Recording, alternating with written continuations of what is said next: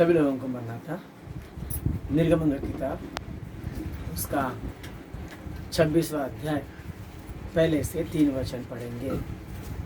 फिर निवास स्थान के लिए 10 पर्दे बनवाना। इनको बटी हुई सनी वाले और नीले बैंगनी और लाल रंग के कपड़े का कढ़ाई के काम किए हुए करूबों के साथ बनवाना। एक एक पर्दे की लंबाई 28 हाथ और चौड़ाई 4 हाथ की हो। सब पर्दे एक ही नाप के हो। 5 पर्दे एक दूसरे से जुड़े हुए हो और फिर जो 5 पर्दे रहेंगे वे भी एक दूसरे से जुड़े हुए हो। हाँ। प्यारे प्रभु जी, मैं धन्यवाद करता हूँ पिता इस समय के लिए। प्रभु तुमने किया प्रभु जी, तेरा वचन है कि जब भी तुमने नाम से को बात कर दो, तुम नहीं, तुम्हारे भीतर मेरी आत्मा बात करेगी। मसीहा मुझ निर्बुद्धि निर्ज्ञानी मनुष्य को प्रभु अपने शरीर से प्रभु छिपा कर तू स्वयं तेरे बच्चों से बातें कर। छोटी सी प्रार्थना प्रभु यीशु मसीह के महान नाम से मैं मांगता हूँ, सुंदर कबूल कर। आमीन। पिता पुत्र पवित्र आत्मा तेरे प्रभु की आशीष तुम पर, तुम्हारे परिवार, तुम्हारे काम काजों पर सदा सर्वदा बनता रहे। आमीन। प्रभु की महान कृपा से आज संडे है और प्रभु की आराधना करने का दिन में प्रभु का वचन जो है आज 26वां अध्याय प्रभु का मंदिर की निर्माण किस तरीके से करने जाए, जिसकी हम आराधना हर हफ्ते करते हैं, उपासना हर हफ्ते करते हैं और ज़िंदगी भर करते रहेंगे। उस चीज़ का परमेश्वर ने यहाँ पर वर्णन दिया है, उसको हम लोग ध्यान करेंगे। आज हम लोग क्या देखेंगे कि पर्दे, ठीक है, 10 पर्दे बनवाना, जिसका नाप एक तरफ से 7 फुट की हो, ठीक है, और उस तरीके से 3 भाग हो, यानी 7 या 21, उस तरीके से वो 7 7 7 21 को दर्शाता है। वैसे ही दोस्तों 10 पर्दे इस तरफ से होनी चाहिए और ऊपर 11 पर्दे होनी चाहिए। ये 10 और वो 11 भी 21 को दर्शाता है। वो 21 भी 7 या 21 इस तरीके से, यानी पूरा मंदिर जो है 7 7 7 7 7 7 21 करके सब कुछ हो रहा है। ये प्रभु का जो है निर्णय है। सबसे पहले परमेश्वर ने आज इस पर्दों का भाग है। कल जो हमने देखे थे उसके अंदर आप लोगों को मैंने बताया था कि कल के दिन में क्या क्या 25वें अध्याय में परमेश्वर ने मूसा को आज्ञा दी कि सबसे पहले क्या बनाना, कल संदूक बनाना, उसके बाद में पस्तावे का ढकना बनाना, उसके बाद में मेज चाहिए, उसके बाद में दीवट चाहिए, ठीक है।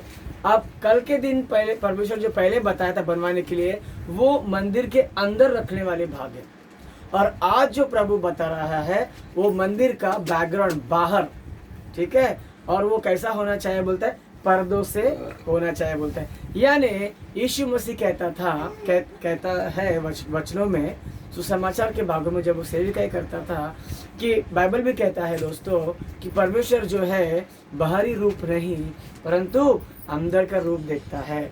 तो इसके लिए मंदिर जो है वो अंदर से पहला होना चाहिए प्रभु के हिसाब से। इसके लिए अंदर जो रखने वाली चीज़ें है प्रभु ने पहले आज्ञा दी बनवाने के लिए, क्योंकि अंदर के चीज़ें जो होती है वो बाहर के चीज़ों से भी बहुत ज़्यादा अहमियत और बहुत ज़्यादा पवित्र और बहुत ज़्यादा चमत्कारी होते हैं दोस्तों।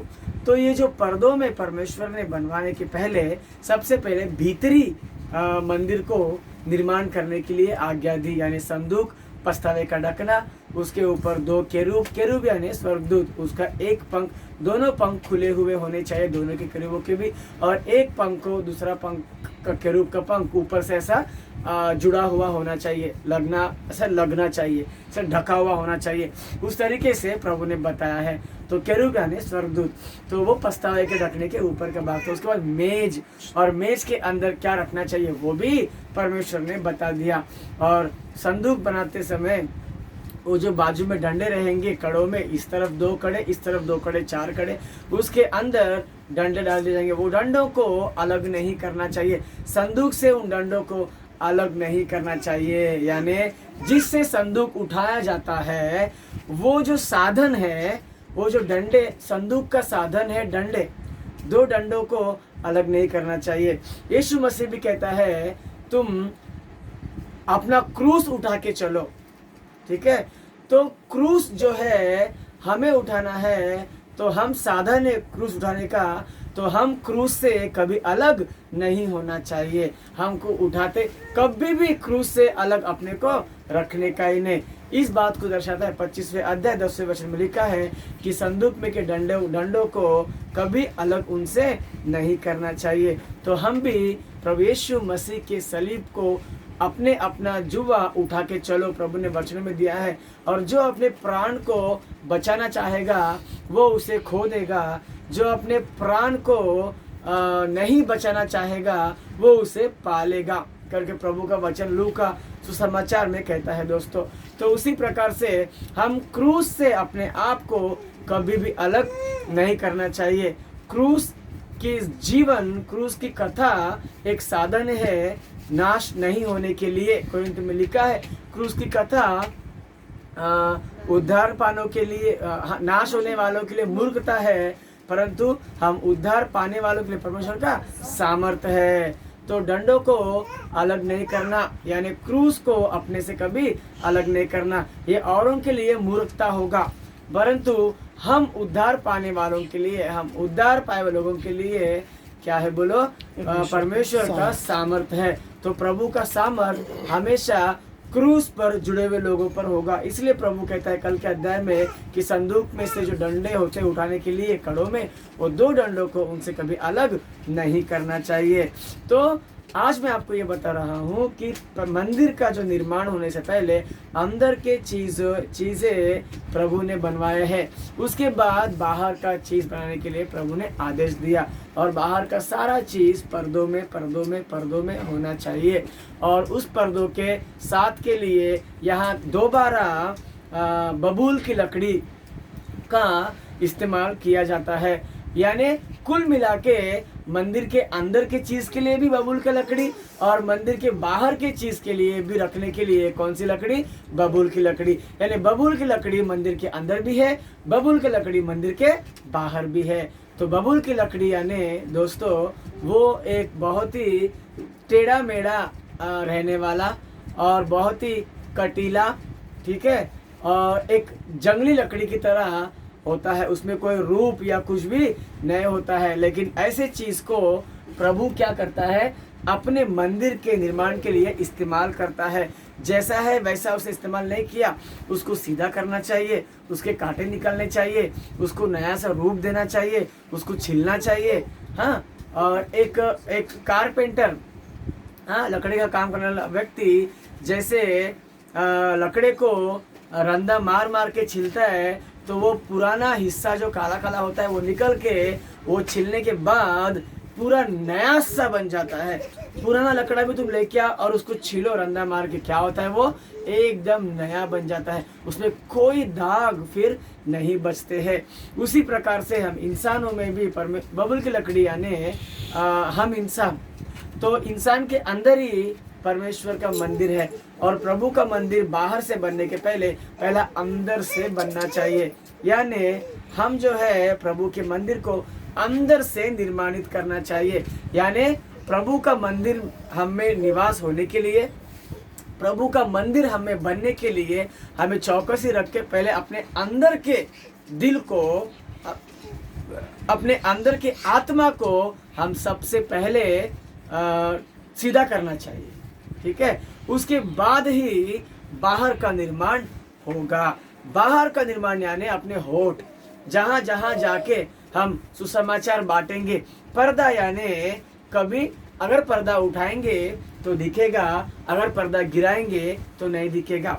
वैसे ही हमारे अंदर मंदिर का निर्माण होने के बाद जब हम उसके संदूक यानी सुसमाचार बांटना, नए नियम के जरिए सुसमाचार बांटने के लिए अगर हम जाएंगे तो अपने मुंह जो है वो पर्दे सा काम करता है। यानी जब प्रभु तुमको कुछ वचन देगा तो ही मुंह खोलने का उनके सामने, और जब प्रभु तुमको वचन नहीं देगा तो अपना मुंह क्या करने का, बंद करने का, बाकी प्रभु देख लेगा।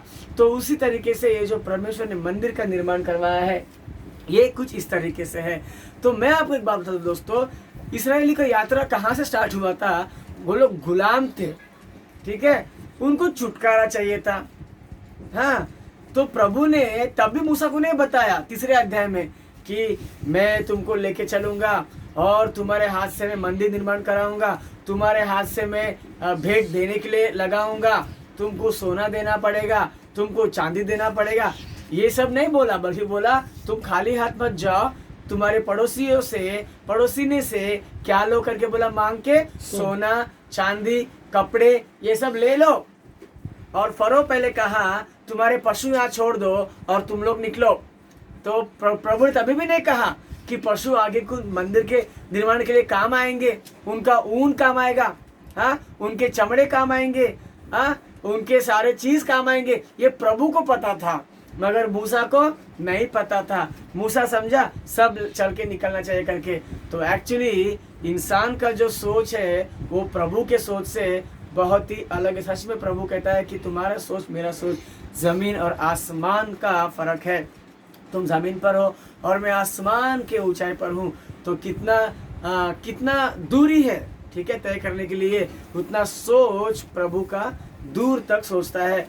तो ये लोग निकल के यात्रा कर रहे थे। इनका मेन उद्देश्य क्या था इसराइल लोगों का, कि कानान पहुंचना चाहिए, यही बोल के तो लेके निकला था, लेकिन अभी पहुंचे ही नहीं।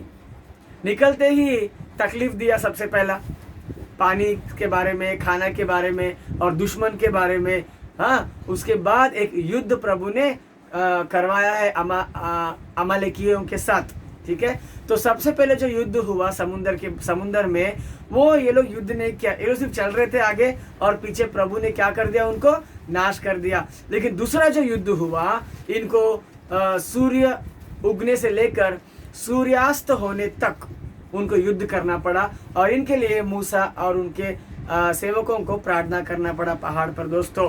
तो वैसे ही प्रभु लेके चल रहा है इनको, और अभी प्रभु क्या बोल रहा है कि मंदिर बनाओ, ये बना, वो बनाओ। एक मुझे बात बोलो, आप लकड़े बटोरने में, छिलने में, ऊन कतरने में, सब धागा बनाने में, नीला बैंजनी का सूक्ष्म सनी का कपड़ा, ये सब तैयार करने में यात्रा करते करते कर पाएंगे क्या?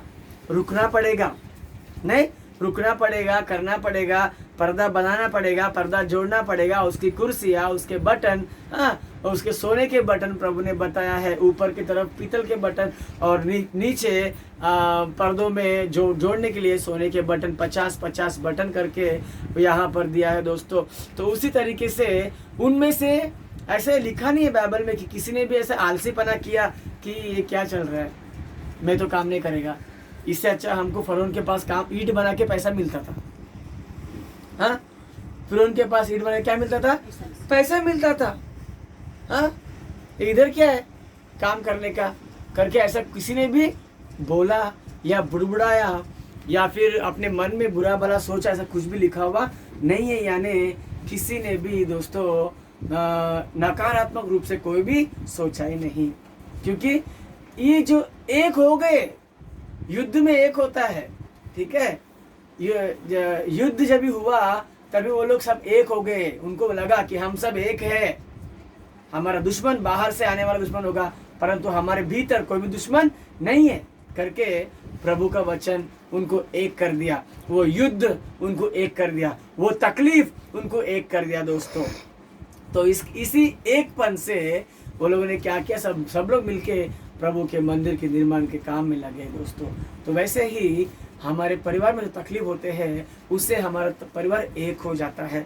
जो दुख आता है उस दुख से हमारा परिवार एक हो जाता है।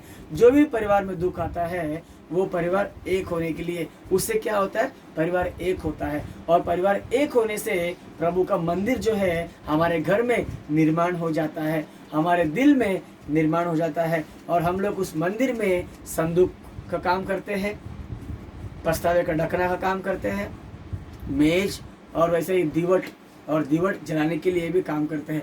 तो वो कुल मिला के मंदिर पूरा बन जाता है इस तकलीफ की परिस्थितियों में। तो तकलीफों से मत डरो।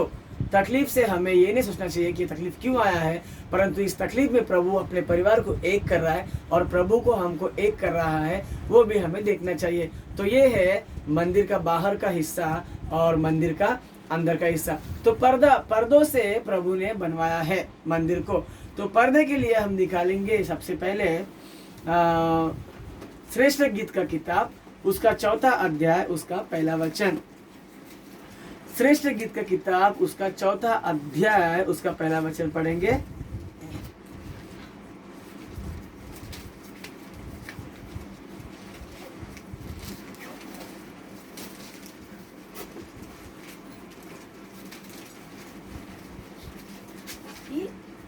हे मेरे प्रिय तू सुंदर है। हे मेरे हे मेरे प्रिय तू सुंदर है, तू सुंदर है। तेरी आंखें तेरी तलों के बीच में कबूतरों की सुई दिखाई देती है। हाँ, यहाँ पर तलों की लटे, लटो तेलुगु में पढ़ेंगे నా उसको। ప్రియురాలా నీవు సుందరివి, నీవు సుందరివి. నీ ముసుగు గుండా నీ కన్నులు గువ్వ కన్నుల వలె కనబడుచున్నవి. हाँ, हे मेरी प्रिय तू सुंदर है, तू सुंदर है। तेरी आंखें तेरी लटों के बीच में कबूतरों की सी दिखाई देती है। हाँ, इंग्लिश में पढ़ेंगे इसको।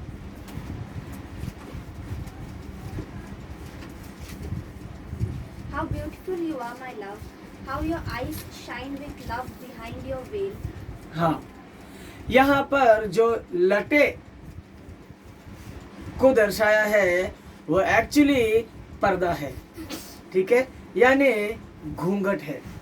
ओके, तो प्रिय जो है अपनी प्रिय को कह रहा है तू तो सुंदर है और तू तो सुंदर है और तेरी आंखों की सुई तेरे लटों के बीच में दिख रहा है, यानी पर्दों में से कबूतर के कबूतर की सी दिखाई देती है। हाँ, तो दोस्तों यहाँ पर पर्दा जो होता है एक और भाषा में घूंघट होता है।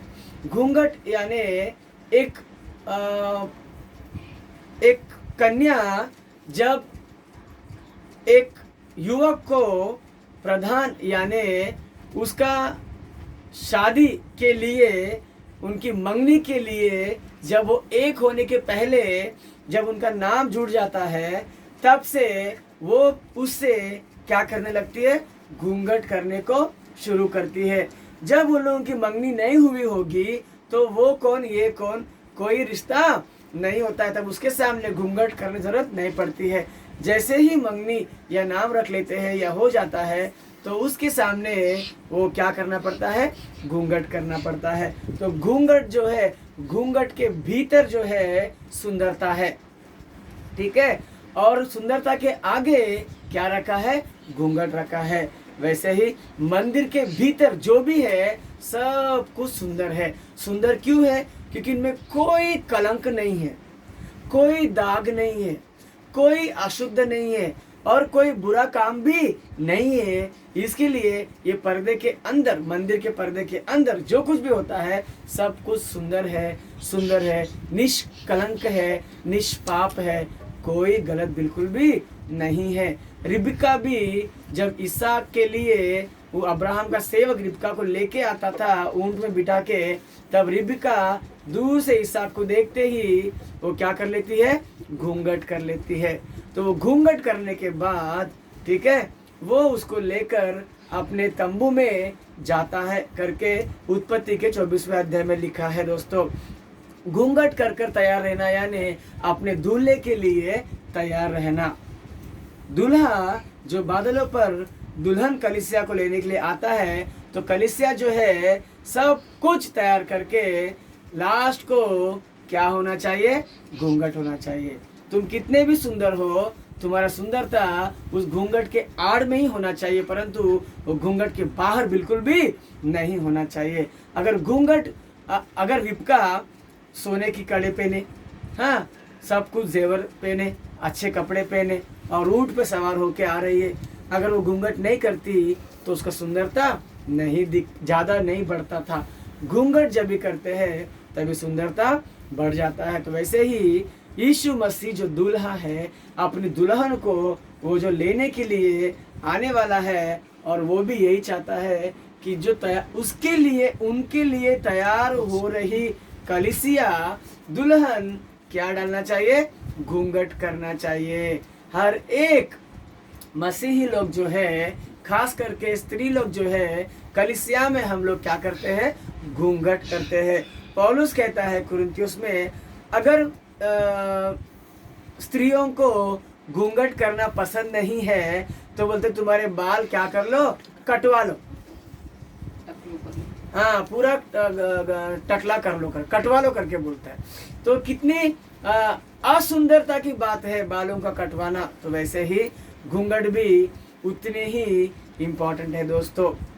हमारे बाइबल मिशन कलीसिया में और पूरे कलीसिया में भी, हिंदुस्तान में हम लोग कलीसिया के सारे स्त्रियां क्या करते हैं, घूंघट के अंदर ही रहते हैं दोस्तों। तो ये जो घूंघट है, इसका जो ये क्या दर्शाता है घूंघट, की हम लोग आने वाले दूल्हे के लिए तैयार बैठे हैं, तैयारी में है करके।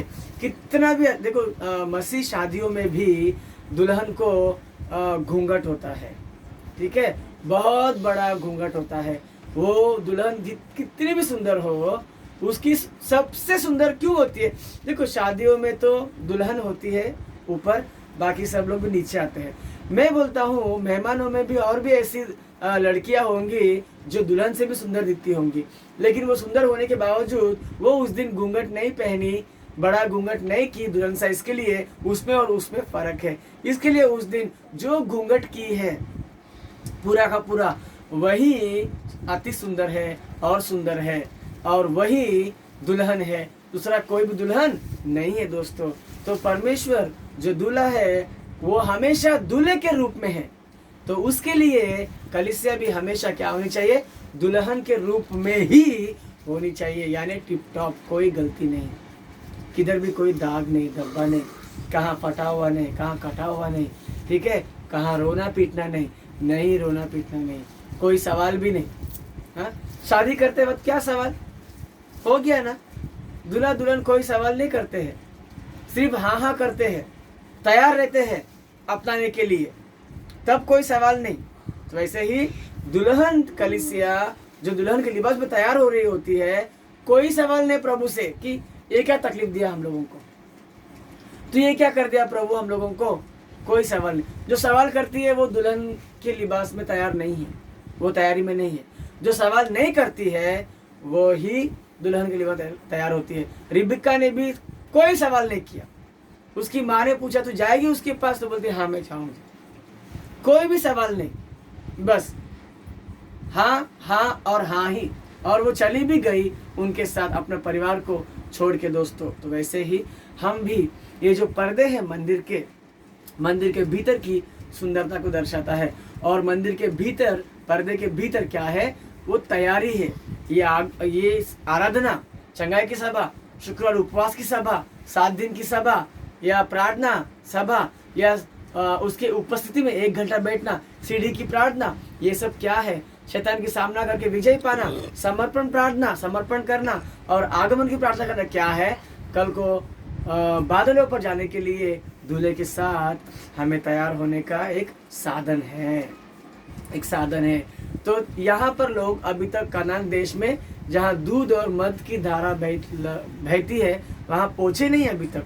पहुँचने के पहले ही इनको प्रभु ने किस में रखा, मंदिर में रखा। सबसे पहले प्रभु ने समुद्र में से उनको बपतिस्मा दिया, उसके बाद में प्रभु उनको आत्मा के द्वारा बपतिस्मा भी दिया, मैंने बताया था आप लोग को पिछले वचनों में। उसके बाद प्रभु ने उनको क्या दिया, मन्ना दिया, प्रभु भोजन दिया।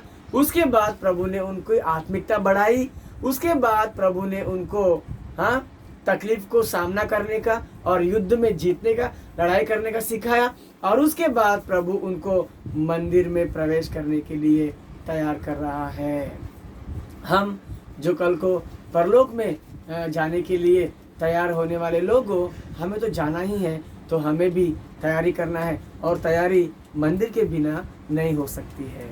इसीलिए मंदिर का निर्माण करना बहुत अवश्य है, और निर्माण अपने मर्जी से नहीं करना चाहिए। अपने को कौन सा रंग अच्छा लगा वो रंग का पेंटिंग करने का, अपने को कौन सा पत्थर अच्छा लगा वो पत्थर लगाने का, अपने को कैसा चाहिए वैसा करने का, नहीं। मंदिर का निर्माण चाहिए तो प्रभु की मर्जी को बोलना चाहिए। इतना बड़ा सुलेमान राजा ने भी प्रभु की मर्जी की मंदिर ही बनवाई। मूसा भी प्रभु की मर्जी की मंदिर, और प्रभु की इतनी मर्जी इतनी मर्जी इतनी मर्जी कि लंबाई भी प्रभु ही बोल रहा है, चौड़ाई भी प्रभु बोल रहा है, ऊंचाई भी प्रभु बोल रहा है, पर्दे गिनती में कितने चाहिए प्रभु बोल रहा है, लकड़े कितने चाहिए प्रभु बोल रहा है, और लकड़ा कौन सा हो वो भी कौन बोल रहा है, प्रभु ही बोल रहा है। कौन जात का लकड़ा हो वो भी प्रभु ही बोल रहा है दोस्तों। तो वैसे ही मंदिर में ही तैयारी होगी दूल्हे के आगमन के लिए, मंदिर में ही तैयारी होगा बादलों पर जाने के लिए, मंदिर में ही तैयारी होगा हमें उस दूल्हे को पहचानने के लिए, और मंदिर में ही हमें पंख मिलेंगे उड़कर जाने के लिए, क्योंकि बादलों पर हम चलकर तो नहीं जा सकते हैं, बादल ऊपर होते हैं। यीशु मसीह जब स्वर्गारोहण हो गया तब वो अपने चेलों के बीच में से अलग करके वो उड़ता गया, और जब बादल पर गया तो बादल उसको घेर लिया, फिर वो वहाँ पे दिखाई नहीं दिया। वैसे ही एलिया भी जब आरोहण हो गया तभी भी वो ऊपर उड़ता गया, रथ आकर उन्हें अग्नि में रथ आकर उन्हें लेकर गए, फिर वो दिखाई नहीं दिया। वैसे ही हमें भी उड़कर जाना है। बापू जी ने लिखा है ना कि ऐसी उड़कर जाने की कृपा प्रभु तुम्हें प्रदान कर। दोस्तों उड़ने के लिए क्या चाहिए, पंख चाहिए, एक अलग साधन है, एक अलग तपस्या है, एक अलग तैयारी है दोस्तों। तो हमें उस तैयारी को करने के लिए क्या चाहिए, बीच में मंदिर चाहिए। मंदिर में कौन रहता है, क्या क्या रहता है, संदूक होता है,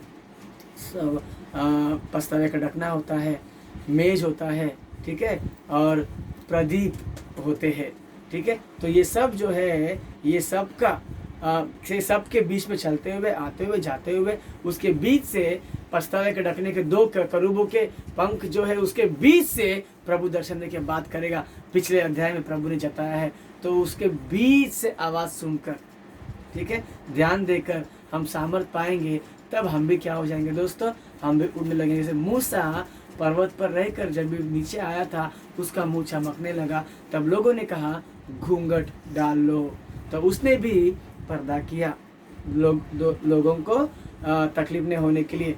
तो वैसे ही मंदिर में यानी प्रभु की उपस्थिति में क्या होता है दोस्तों, प्रभु का जो सामर्थ्य है वो हम पर गिरता है और हम चमक उठते हैं, और वो चमक ही सुंदरता है, ताकि शैतान भी नज़र उठा के हमारी तरफ नहीं देख सकती है। देखा तो भी वो क्या हो जाएगा, देख नहीं पाएगा। प्रभु की महिमा, जब यीशु मसीह भी गया था तभी अशुद्ध आत्मा लोग चिल्ला उठे, हमें पता है कि तू कौन है, तू परम प्रधान परमेश्वर का पुत्र है, अभी हमारा समय नहीं आया, तू अभी क्यों आया, हमें नष्ट मत कर चिल्ला उठे वो सब लोग।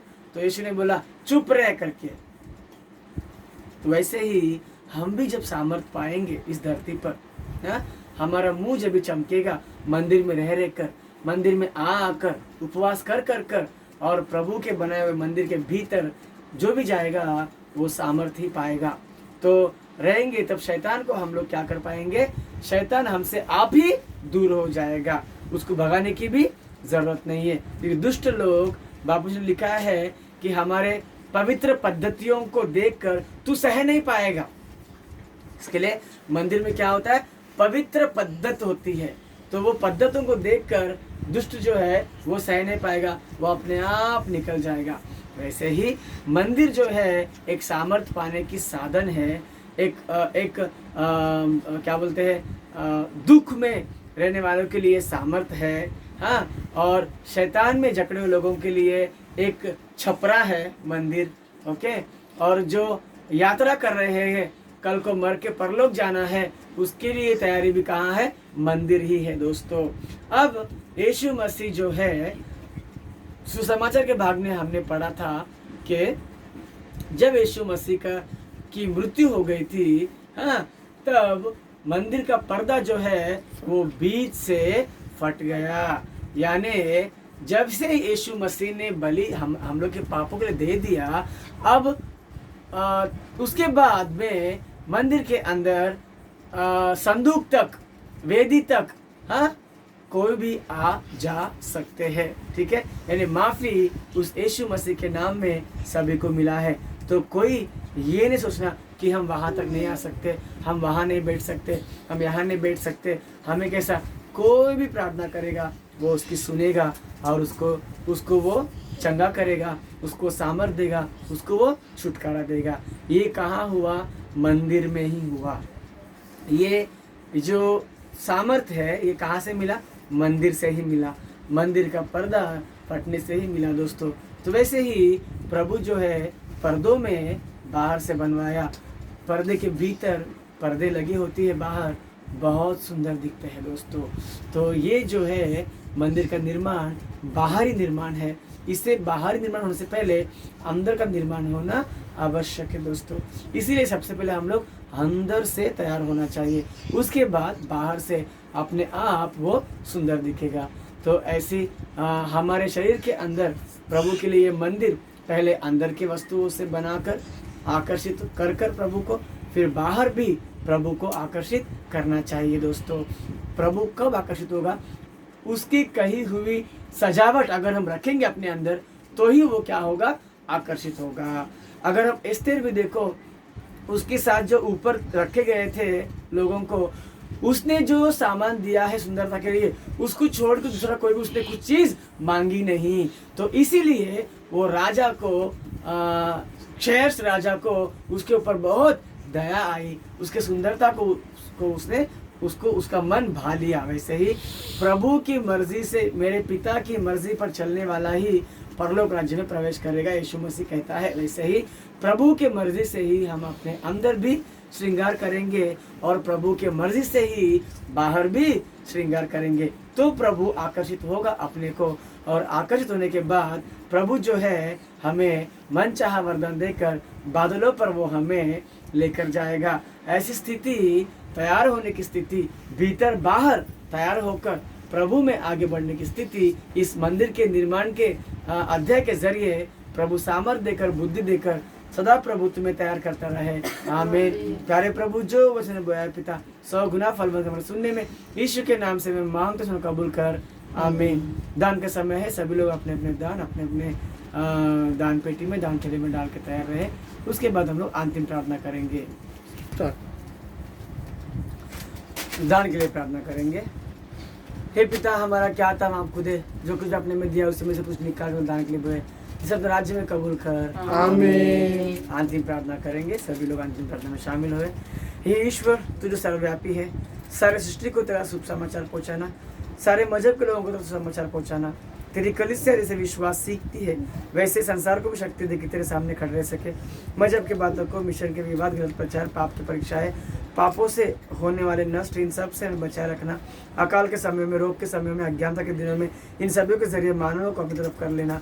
उन सारे कामों में तेरा आशीर्वाद, उंडेल संसार के उपकार जान पड़ते हैं। विश्वासियों को तेरे पवित्र आत्मा से भरकर प्रभु यीशु के दूसरे आगमन के लिए तैयार कर। हर परिवार वालों को, गरीबों को, पाठशालाओं को, वैधशालाओं को, अनाथशालाओं को, बाइबल सोसाइटी को, ट्रैक सोसाइटी को, हर व्यवसाय पर, जल पर, पृथ्वी पर, निर्जन प्रदेशों में भी, हवा पर यात्रा करने वाले यात्रियों को सरकार उसके कामों पर तेरे पहरे के स्वाधीन बढ़ोतरी दे। ज्योतियों पर, पक्षियों पर, पशुओं पर, वृक्षों पर, खेतों में, यानी तेरी सारी सृष्टि पर नित्य अपनी करुणा दृष्टि प्रकाशित किए रख। परमेश्वर ने उस वस्तु को, इस प्राणी को आशीष नहीं दी का गुनाह तुझ पर आने न दे। अन्याय, अपमान, चोरी, हत्या, निराश, दुर्मण, भूकंप, युद्ध, एकाएक आने वाले आपदा सारे होने से प्रजा को छुड़ौती दे। मशीनों में, पृथ्वी के नीचे, सुरंगों में, जल के निचले हिस्से में काम करने वालों को बचा। जहरीले कीड़े मकोड़ों से, कुकार जानवर से, दुर्जनों से हमें बचा। भूली हुई बात को तुझे समर्पित करते हैं। प्यारे प्रभु जी, मैं प्रार्थना करता हूँ, प्यारे मसीहा, सभी को प्रभु आशीष कर। पिता परमेश्वर, सारे कलीसिया वालों को तू आशीर्वाद दे। प्यारे मसीहा, तुझसे प्रार्थना करता हूँ प्रभु जी कि इस कोरोना वायरस से प्रभु सभी को बचा। तीनों कलीसिया को प्रभु जी, प्यारे मसीहा, तू प्रभु जी बचाए रख। पिता परमेश्वर, वैसे प्रभु जी तेलुगु कलीसिया, प्रेमनगर कलीसिया को भी प्रभु तू बचाए रख। प्यारे मसीहा, उन सभी को प्रभु तू आशीर्वाद दे। पिता परमेश्वर, इस दुनिया में प्रभु जी जल्द से जल्द प्रभु जी दोबारा प्रभु जी हम तेरी स्तुति तेरे मंदिर में प्रभु जी कर सके।